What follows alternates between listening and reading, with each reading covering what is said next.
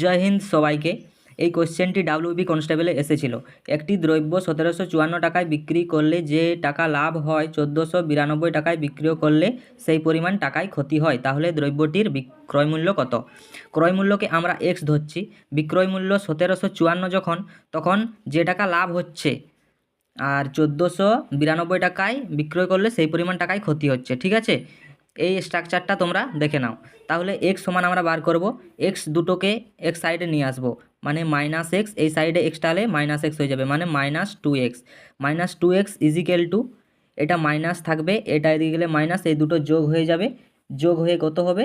3246। 3246 হচ্ছে, মাইনাসে মাইনাসে কেটে যাবে, এক্স সমান তাহলে আমাদের কত হচ্ছে? 3246/2 ইজিক্যাল টু 1623। 1623 আমাদের অ্যান্সার বেরিয়ে যাবে, এটা কাটাকুটি